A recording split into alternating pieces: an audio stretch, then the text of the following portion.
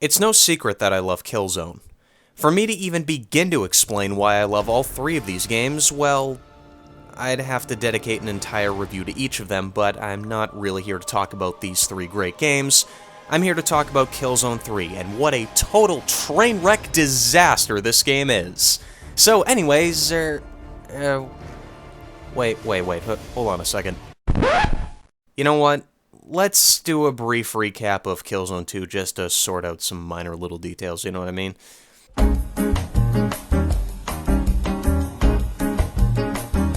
When Killzone 2 was first released, I was still hot off the heels of Halo 3, which was easily my greatest disappointment ever in gaming next to Angel of Darkness, of course. And I was really looking for a game that not only would I be looking forward to leading up to its release, but also a game that, when it arrived, it would pretty much just destroy all my expectations. In a good way. And in short, saying Killzone 2 did just that would be a massive understatement. I know I sound like a fanboy for saying this, but Killzone 2 was as close to perfection as first-person shooters could get. Not only was nearly every aspect of this game expertly crafted and polished to a mirror sheen, but the one thing that truly set it apart from every other shooter out there was also the one thing that everyone endlessly cried about. The controls. You see, ever since Call of Duty popularized the whole small part in a larger conflict scenario, countless other shooters have tried and, for the most part, successfully replicated it. But very, very few have replicated it while improving upon it, and by adding in a weighted feel to the controls, not just in the aiming mechanics, but into the movement in general, I feel Killzone 2 did just that. It's kinda like the missing piece of a puzzle, if you know what I mean. That and the game had an eerie sense of perfectly capturing the chaos of war. If you were to take the phrase war is hell and put it into a video game, here you go. Every single time you thought it couldn't get worse, it got worse, and worse, and worse, and worse. And when that nuke went off, I was like, yeah, this can't possibly get any... You will not go! No! Oh, yeah, what was that I said about it not getting any worse again? Yeah, we're fucked.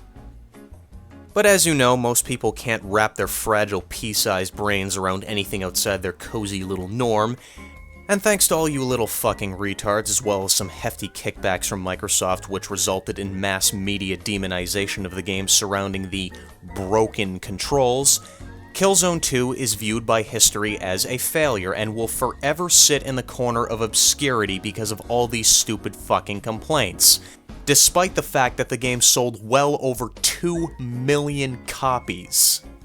But what does Guerrilla Games decide to do about this? Well, they decide to cater to every little Halo COD fucktard's complaints.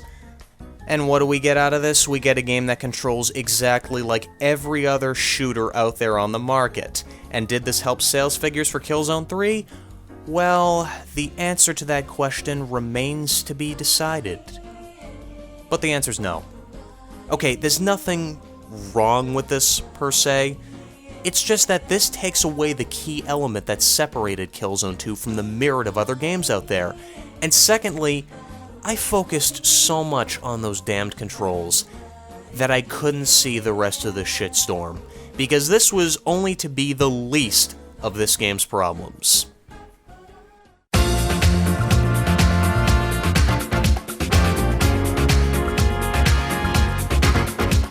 How many of you have ever heard the phrase, you don't get a second chance to make a first impression? Oh, lots of you I can see. Well, I will say this much, there is much truth to that statement, because a first impression can either make or break your game. And the opening to a game typically plays a crucial role in making a first impression. Killzone 3's opening, at least to the eyes of a grizzled Killzone veterans, is more or less confusing. It starts off with some text narration revealing some information that anyone who has played any one of the previous games is most likely fully aware of at this point. Even still, those who aren't familiar with this information probably won't find too much to behold here, as it's a very generic description. Now, it also provides some very, very brief, and I mean brief as in a couple sentences of background on what happened during the events of Killzone 2, but it all feels very rushed. And then, unlike Killzone and Killzone 2, which started out with a speech from Vasari right away, over the next 16 seconds, the game does a fantastic job at just confusing the ever-living shit out of me. And these were my exact thoughts watching the opening FMV for the very first time. My auto. Okay, wait a second, who the hell is this guy? All preparations have been made. Where are Radek and Star? Okay, we got Radek, but who is that other guy standing next to him? What was he, Stahl? The package is ready. And who the hell are all these jokers? Father. Vasari has a daughter. Okay, when were you planning on telling me this? And then, of course, Vasari gives his usual speech about how humanity and ISA and all the other dirty little humans are bad people and need to be crushed, and the hardships that they put them through, blah blah blah. Also notice how during this speech the stolen nuclear bomb goes off, indicating that this takes place towards the end of Killzone 2. As if any newcomer would fucking know that, right? Then, after you start the game, it opens up with a very brief pre-rendered speech by the first new guy we saw in the opening cinematic. It lasts less than a minute, and then the game transitions to someplace in the mountains, I guess, where you play a Helghast soldier, apparently? I wouldn't know because the game hasn't told me a fucking thing at this point. And by this point in time, I'm wondering what the hell happened to the palace. I thought Vasari had just died, so how does this play into anything?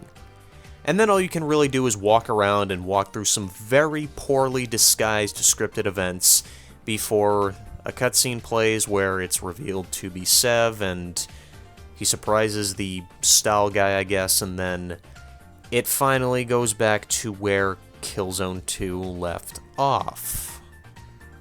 Alright, let's back up and go over that entire introduction sequence bit by bit. The narration, fine, I can live with that, it's not that big of a deal. I mean, Guerrilla Games, you said you guys want to bring more people onto the Killzone boat. Whatever. Granted, it is a pretty rushed hack job of explaining the events of the 3 Killzone games that preceded this one. Yes, there were 3, including Liberation. And a little bit of narration would have been nice in the previous few games, but whatever. Now, I'll get more into the new characters once I actually start talking about the characters, because trust me, I've got a boatload to say about those 2 new guys. But that whole thing of starting 6 months after Killzone 2 and then jumping right back to Killzone 2, it's a little technique we like to call in medias res, which is a storytelling technique where the story starts off more towards the middle or the end rather than the beginning. And it's stated by Wikipedia, yes, I use Wikipedia, I'm not ashamed to say it. The main advantage of in medias res is to open the story with dramatic action rather than exposition, which sets up the characters and situation. And if that's what Guerrilla Games was going for, that's great. There's lots of good examples of using in medias res out there. The problem is that, number one, by revealing these 2 new characters right away instead of giving them a gradual build-up, not only does that ruin any mystery as to who the new possible bad guy might be, but this simply isn't needed at all. This whole fucking intro right here is not needed. Because in case Guerrilla Games, in case you were not paying attention to your own fucking game, at the end of Killzone 2, Rico killed Vasari. Yes, Vasari, the shining leader of the Helghan Nation, the symbol of the Helghan people, is dead, killed by an ISA scum, a Vectin dog. The Helghast are undoubtedly more than pissed off, like foaming at the mouth with rage, pissed the fuck off.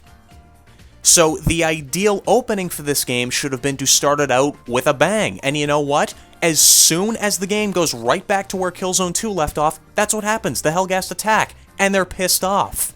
So why is all of this needed?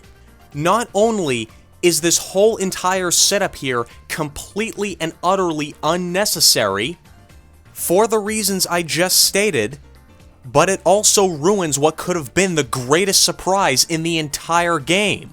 Hey, you're gonna get dressed up as a Helghast and go infiltrate their main base of operations? Cool! Wish the game had saved it for when you actually got around to it instead of revealing it right here and now, then throwing you all the way back to the beginning of the game. That's like the worst way to conduct a teaser. It's just kinda like, haha, yeah, you're gonna get dressed up as a Helghast after you suffer through half the game, shithead. So yeah, Killzone 3 doesn't make a very good first impression, but it makes an even worse second, third, and fourth impression thanks to the awful set of new characters. Characters. The cornerstone of any good story, and the one area where Killzone has always struggled the most in every single release it's ever had, but none so more than Killzone 3. And for the record, no kids, it's not fucking Rico that's the problem. Why does everyone hate Rico so much? As far as I can see, nobody likes Rico because he swears. So? There's hundreds of other characters in numerous other video games that swear more than this guy ever did, and yet no one seems to rag on them any. And of course the other half of the group will say, oh, but Rico's always so angry and pessimistic. He's got a damn good reason for being as pissed as he is, because if any of you ever played the first game, which 99% of you listening to this probably haven't, Rico's entire platoon was murdered by the Helghast before we met him. His entire military family. And this isn't some random piece of obscure trivia, this is an easily verifiable piece of information if any of you played the first game, which was also re-released in the Killzone trilogy. It's the enemy who owe me, not these two. The Helghast scum wiped out my entire platoon, and they'll be paying off that debt in blood for as long as I breathe. Sir. I'll give you this much, Rico has seriously fucked up, okay? He accidentally got Garza killed, and by accidentally killing Visari in a fit of rage, he has now doomed every single human on Helghan, and most likely every single other human in the universe, to a brutal, agonizing death. But here's the catcher. Rico realizes that he's fucked up. And in Killzone 3, we start to see him redeem himself. Most notably, through rescuing Sev and Narvel after they're captured by the Helghast. Now initially, after he rescues Sev, he doesn't want to go after Narvel. And even when Sev puts up a protest, Rico could easily overrule him because he outranks him. But ultimately, he ends up joining Sev and goes to rescue Narvel with him. Despite the current circumstances and all the shit that Narvel's put him through. And if you ask me, that's the sign of a really admirable character right there. And when compared to the rest of the cast of characters, that actually makes Rico one of the best of the bunch. Though, comparing him to the rest of the cast, yeah, that's not really saying a whole lot. So the main issue with Killzone 3 character-wise is that too many characters have died over the course of the entire series, and this can be traced all the way back to the first game, because Guerrilla Games has always had this very nasty habit of killing off their characters for one reason or another. Excluding Visari, every single new bad guy introduced in every game for the first 3 games, with not one exception, have all died before the game they were introduced in ended. But this was initially acceptable.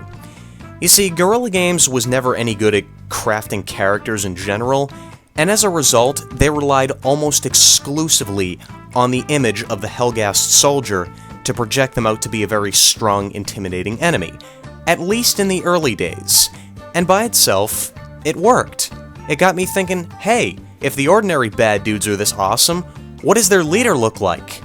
And when I saw him, well, I think you can agree that an aging, bald, soft-spoken man doesn't quite fit the bill. So I didn't really care when he died. But by the time Killzone Liberation rolled around, it seemed as though Guerrilla Games had actually learned from their mistakes.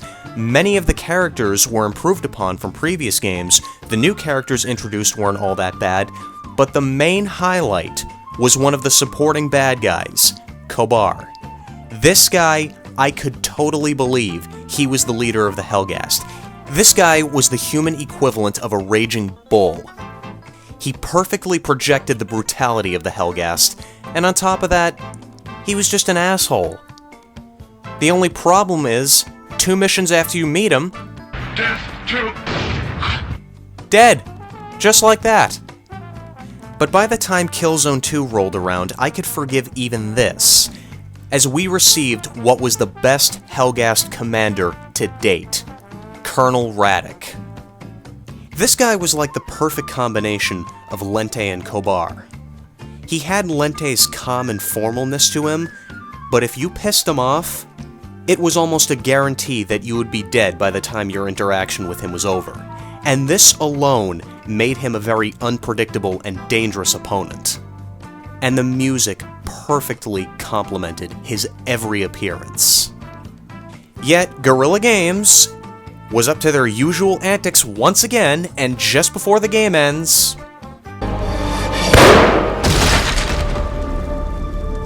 again, dead.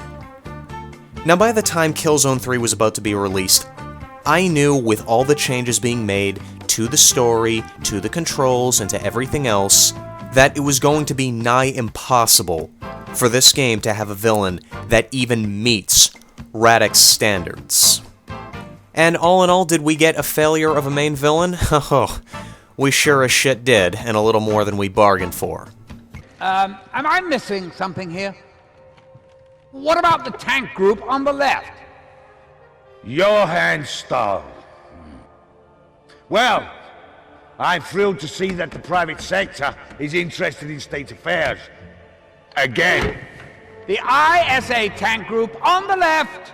I mean, are you ignoring it on purpose, or is this part of some strategy beyond our understanding? Is it? You build the weapons, Stahl, and I'll decide how to use them. Yes, ladies and gents, those 2 old guys you saw in those 2 pre-rendered FMVs are our new villains. Now, I have a whole laundry list of reasons pertaining to why not only do these 2 new villains not even eclipse Radek's shadow, but why they flat out fucking suck in general. But if I were to list all those reasons first off, we'd be here for hours, quite literally, and I currently don't have that kind of time on my hands, and I don't think you do either. And secondly, it should be fairly obvious what the problem is here. We've gone from a badass commander who can plan and successfully stage an assault on the heart of the ISA fleet and take out their high commander as well as their capital ship, to these 2 old guys who really feel like they were just designed for comic relief more than anything else. Most likely part of Guerrilla Games' plan to create a more lighthearted story, right? But really, these guys aren't intimidating, they're not interesting, they're more distracting than anything else. But if you still don't believe me, here, let me show you a typical scene from Radek, and then a typical scene with these 2 ass clowns.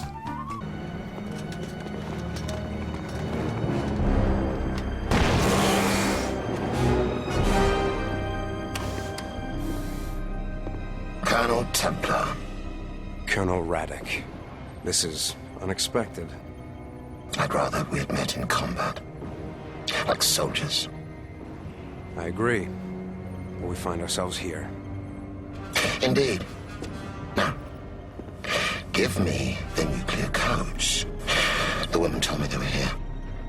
Well, they are. But my access clearance has been revoked. Oh, you make a very poor liar, Colonel. Now give me the codes. Without authorization from High Command, those codes are going nowhere. Do not toy with me. No!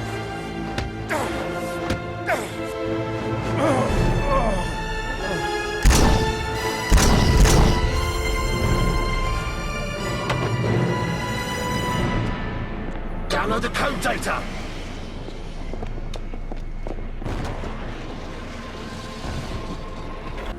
Where are the ISA? Why haven't you found them yet? They've proven to be more tenacious than expected. Which was my exact point 6 months ago. You should have listened to me, but no. You had to do it your way. You had to pound them until they surrendered. The ISA will be dealt with in due time. Yes, well, that's exactly what you said. You said hours, not months. The people of Helgen want results, not empty promises from you, Orlok. Once again, you've somehow managed to distract us from the real topic at hand. Why haven't you delivered your weapon prototype to the military? Because, Admiral, this is irradiated petrocite. And I will not place weapons of such magnitude into the hands of a total incompetent... Order! Order! You've gone too fast now. And you know what the best part is? This isn't even the real problem with these two characters. The problems with them start right out at their introduction. Remember those two pre-rendered FMVs I keep mentioning? Go watch them and you'll see that they're initially introduced on the presumption that we already know who they are. Yet when the game goes right back to after Killzone 2, they're given a proper introduction. Okay. I don't mean to keep going back to Radek, but he was just so goddamn perfect, and he had the perfect introduction, too. We knew nothing about him, what he looked like. The first glimpse we got of him was a few brief sentences of conversation that you could overhear when you first start the game. Next, you hear a very distorted broadcast message over the radio. When you finally get a glimpse of him, it's quite literally a glimpse. And when he makes his full proper camera introduction just after the ISA convoy has been decimated, note the camera angles. The overhead view of the battle facing his back, and then the lower camera angle facing his front, implies his newfound dominance over the battlefield. I mean, this scene right here is so brilliant that I don't think anyone on the Killzone 3 team had anything to do with this scene whatsoever. But where this really hurts Killzone the most is the fact that Killzone has always relied on its villains for some decent character cohesion because they obviously don't understand the concept of creating a good protagonist. But still, the villains kept getting better and better with each passing game, and that's not here. And with the lack of an effective hero or villain, we don't have an effective story, and this is what cripples the entire game story-wise. And that's pretty much it. I mean, the rest of the new characters introduced in this game aren't even worth mentioning. All of them have strangely never appeared before, of course. Let's see, we got Jammer, who's there for sex appeal only. She appears in a few brief shots, says maybe 10 lines of dialogue total. We got Visari's daughter, who appears in one shot and says one word. Both are a complete waste of space, but the other two new characters do provide some pretty funny continuity errors. We got the Senate, which I don't understand what a total authoritarian military dictatorship is doing with that suspiciously democracy-like function. And then, of course, we got the ISA General, who appears in 3 shots total, I think? Which is kind of funny because I thought Fleet Commander Templar, or was it Colonel Templar? I don't know. I thought Templar was leading the ISA invasion. And I strangely thought that a Colonel was a lower rank than a General. Or was he a Fleet Commander? Colonel Templar. Fleet Commander Templar. Oh hey, looks like I just found a continuity error in Killzone 2 as well. Not that it really matters, he dies 30 seconds after he's shown, but, you know, just saying, Guerrilla Games, you know what I mean? And as for all the characters that have bravely sacrificed their lives before up until this point, you know, Templar, Evelyn, Garza, yeah, they're not even mentioned. Natko's also nowhere to be found. Oh, what's that you say? He appears in co-op only? Well, that's too bad, because he doesn't appear in any of the single-player cinematics or when you play by yourself. So it doesn't count. Sorry, kids. Better luck next time. You know what the best part is, though? Even after all this talk about the game's characters, they're not even the main problem here. No, the character problems in this game only cripple this game. The biggest problem, on the other hand, with this game, not only cripples this game, but the entire franchise as a whole. And that honor, ladies and gents, goes to the art style. Oh god, the art style.